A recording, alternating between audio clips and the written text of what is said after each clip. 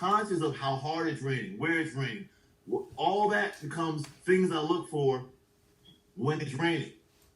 Just understanding all four of those have water involved in the different states of water tells me how to operate. Okay? So, why is fog dangerous? Limited visibility, white, blue, silver, and black vehicles are hard to see. Reduce speed to allow greater following distance. Make sure your headlights are on low beam and reduce glare. Turn on your windshield wipers and defroster or air conditioner. You want to keep the glass clear. You got to keep the temperature even. Okay? Fog lights. Why are fog lights positioned? Where are fog lights positioned on the vehicle? On the lower, it's on the lower, down by near. Most of them used to be, well, that's an old car, down by the bumpers. Correct. And most of them, the sports cars are right there down by the bottom of the bumper. Yeah. The fog lights are down by the front bumper. Why are they there? Why is that the position they put those lights? So you can see the road better. How? Why? Again, little small detail. Fog typically sits 2 feet off the ground, 2 to 4 feet. Your ride height in your car, your headlights are usually traveling. Your headlights are at 2 to 4 feet, depending on the vehicle. So fog lights are positioned below the bumper, closest to the road, to eliminate and light up the space underneath the fog so you can see further than when you're low beams. That's the ingenious use of fog lights. So it's the position of the lights. The lights are no different than your headlights. It's the position that they're in that causes you to have an advantage, okay? So understanding these little details about fog, you understand how to deal with it. When it's thick, I've driven a truck and literally could not see the front of the truck. I had to drive with my head out the window in order to see the road down right below me to get the truck moving down the mountain so that I can negotiate and not stop. That's how thick fog can get. And when you're driving a tractor trailer or any big vehicle, you don't want to stop. Even your lights. I had a truck in front of me, could not see him. I couldn't see past my hood. That's only about 10 feet, 5 feet. That's how thick fog is. So in that gaseous state, it creates a huge visibility problem. And what you want to do is conquer the visibility problem. You're going to use your fog lights. You're going to go slow, reduce your speed. Drive where you can see. If you can't see, you're going to just slow it down. If that means 1 mile an hour, so be it. So, you know, I was looking at when it said unlimited visibility, talking about the white, the blue, the silver, and black vehicle become hard to see. Is that why a lot of people get red cars? No, we get red cars because it's flashy, and most cops pull over red cars because they can see them better. Right, that's what I heard. Red, yellow, and black are usually the most expensive cars to insure, typically. That's what I heard too. White, blue, silver, black, gray, the grayish cars, silver, yeah. They all can't see them. I've seen yellow cars you can't. I saw a yellow Camaro, could not see it in fog. Bright yellow Camaro, couldn't see it. That's it. That's how thick fog gets, okay? Visibility problem, all right? Now, rain. Why is rain? According to NHTSA researchers, more than 40% of the weather-related crashes happen during rainfall. What should a driver do? Well, 70% of weather-related crashes occur on wet pavement. Conditions. Understanding details of conditions. Road surface, okay? What should a driver do? Make sure you have tires of good enough tread. That's why you check your tread on your tires when you did your pre-trip. Your tread equals your traction. You want to slow down and maintain more than the 3 to 4 seconds following distance. Try to drive in the center of the road, turn on your low beams or running lights and windshield wipers. Maryland has the law, wipers on, headlights on. Okay? Now, driving in the rain. Rain is, again, context. You have to understand what you're doing. Okay? So, let me go to the next one. I'll have the whole conversation together.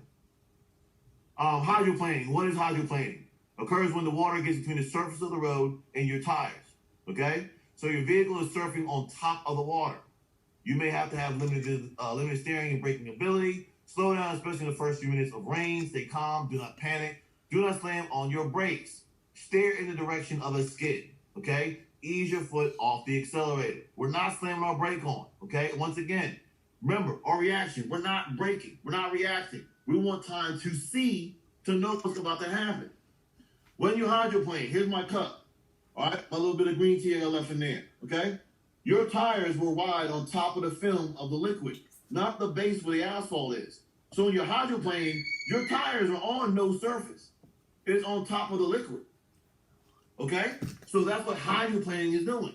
So you can steer the. Nothing's happening because the car is on no surface to have traction. Now, I keep saying surface.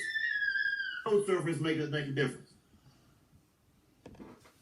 There's basically two different road surfaces, asphalt and concrete. Why is that making a difference? Come on, where's my brainiacs at? Come on, somebody talk to me. Propane. Asphalt is a black top road, if I'm right. And the other one was what? Concrete? It's more rougher, or I don't know. Somebody say something. Go ahead, Robin.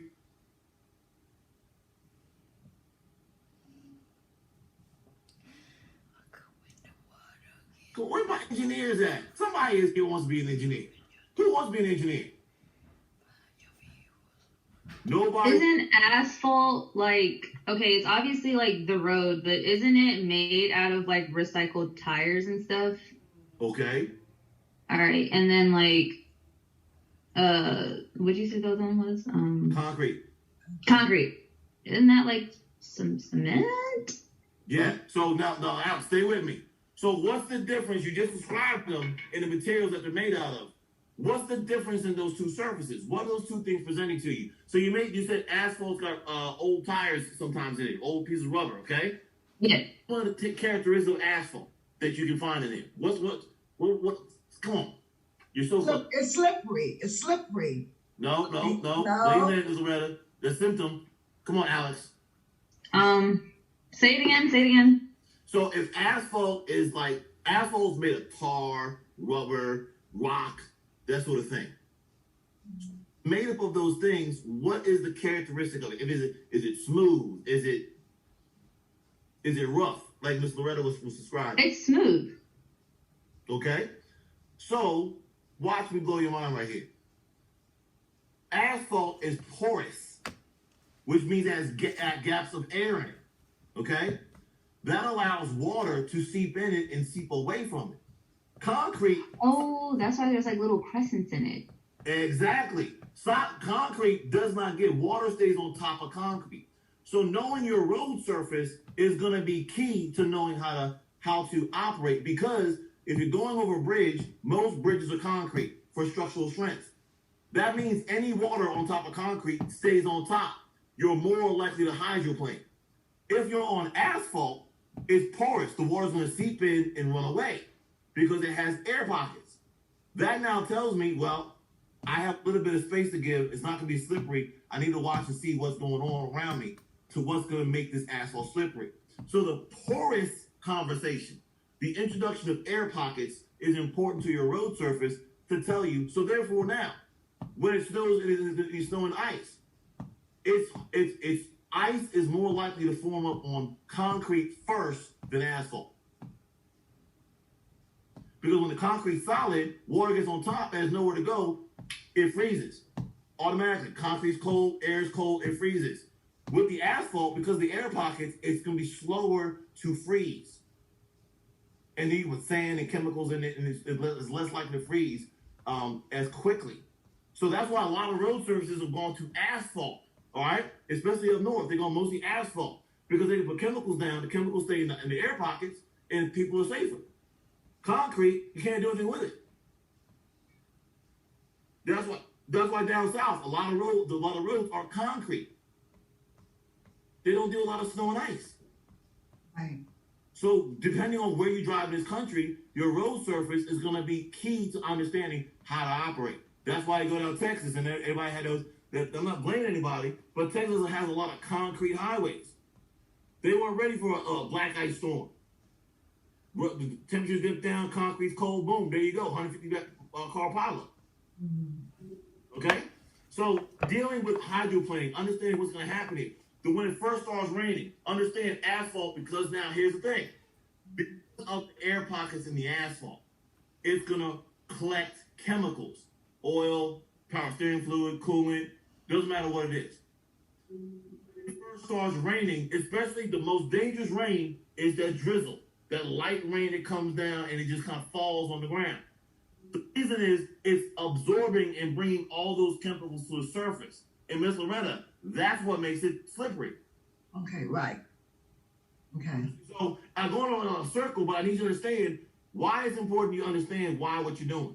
Road surface is key, okay? Because now you know, hey, if it's snow, ice, rain, fog, how the car's going to operate. I know more likely to hydroplane on concrete. Got to look out for the puddles, even more so among concrete. Asphalt is drizzling. Let me slow it down. Automatically. Intersections. That's where all the chemicals collect. So when you go to an intersection, it's raining, you do not want to slam on your brake. You're more likely to slide. Does everybody see what I'm saying? You ever see so where heavy rain, when it's raining very heavy, which road surface do you think I want to be on? asphalt?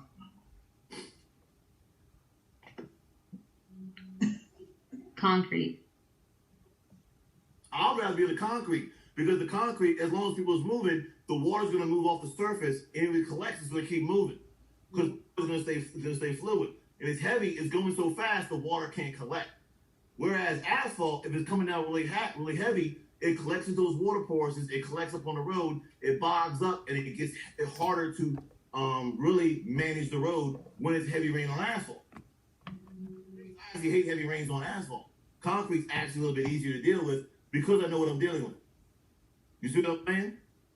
So understanding the rainfall, heavy rain, moderate rain, light rain, all these are situations of context to how I operate. Based on road surface, based on hydroplaning, all of these things now become things I expect and I can deal with because I understand the basic concept of what's going on here. Okay? So now you go here. Oh, flooded roads. Listen, whenever you have flooded roads, okay? You don't know how deep it is, okay? 12 inches of car can sweep a car away, all right? Standing water also allows destroys your motor. Water and metal do not mix. Your motor is all metal. Aluminum, magnesium, iron, they're not happy, okay?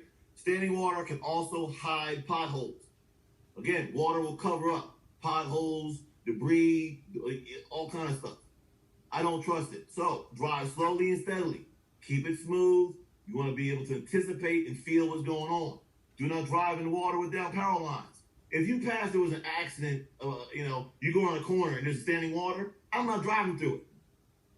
Because the accident behind me could have dropped the power line. Now I'm going through the water, I get electrocuted. That's why you have to be aware of your environment. Up, down, trees, power lines, sky, down, up, down. Standing water. Your motor is basically one big air pump. Where is your air intake? Where does the motor get its air from? From your car? Anybody know? The radiator? No, that's not where it gets air from. Oh, God. Underneath the car. Underneath the front of the car, where the fog lights are. That's where the air tube collects the air to go to the motor. So when you go into standing water, you immediately introduce water into the air intake, which then therefore you clog up your motor. Now all of a sudden you stall out and you're stranded. That's why you don't want to go through standing water. You don't want to go through water, period. Now, these guys, people get these big lifted trucks with these big tires on them. If you've got a big old tire as big as me, these 32s, 36s, how much water do you think it takes for that truck to go down the river? They said 12 inches can sweep a car away. I've seen pickup trucks get swept away with 6 inches of water. Because it's a big air tube. Think about it. The tire's a big air tube. You got a big old tire this big with nothing but air. It's a big air tube. You go to the beach, you sitting out all day in the water. All right. So that's what you're dealing with, all right? If you become trapped in the rising water, leave the car there, get to a safe place, higher ground. All right? Why is it dangerous? Driving in snow, again, loss of traction, difficult to steer, brake or stop, limited visibility. It's solid, so therefore it creates a whole bunch of problems here. Traction being the main one, all right? Goes to control. What should a driver do? Stay home. If you must travel, you go slow, turn your headlights on, flashes on. If you really unstable, greatly increase your following distance. Much more than 3 to 4 seconds because you're not in an ideal condition. Every time I introduce a variable, I increase my time. I told you my personal matrix, I had a second for every variable. Congestion, 1 second. Nighttime, 1 second. Rain, 1 second. 1 second. Snow, ice, 2 seconds. And that helps me get my stopping, my following distances in the appropriate space where I can be safe. When I was younger, I didn't pay attention to this stuff. I can pass it along to you now. Keep yourself safe. All right? Make sure your vehicle's clear. Yeah, your car is metal. That snow and ice will grab onto it, and then you can't see because you can't see out. You better stop, adjust your temperature, clear off the car, especially those blizzards. You got to make sure you're clear, okay? Ice, just stay home, all right? I don't care if it's all-wheel drive, four-wheel drive, two-wheel drive, front, back, doesn't make a difference. Ice is a great equalizer. Nobody has traction. Therefore, nobody has control. That's the thing about ice. Oh, I got all-wheel drive. No, I got a 4x4. Okay. You're dealing with ice. I'll drive in any condition. Ice is the only one that makes me sweat. Okay? So, go as slowly as possible. Brake slowly as possible. Do not stop going downhills. Tap your brakes lightly to test them. All of these things, that's why I told you I would ask somebody where they learn to drive when they don't stop at stop signs. Because they're doing this list on a daily basis. So somebody who's in Boston, Connecticut, Vermont, Maine, New Hampshire, Michigan, Illinois, Montana, all of these areas that have a lot of snow, Ohio, Pennsylvania, okay? They get a lot of snow, New Jersey. They drive like this because majority of the year, they're dealing with snow and ice. Mm-hmm. So that's how so down south of Alabama, Louisiana, New Orleans, they just throw the brakes on. Why? It's always dry. Used to not having traction. And that's the difference. So your environment plays a part in your driving, okay?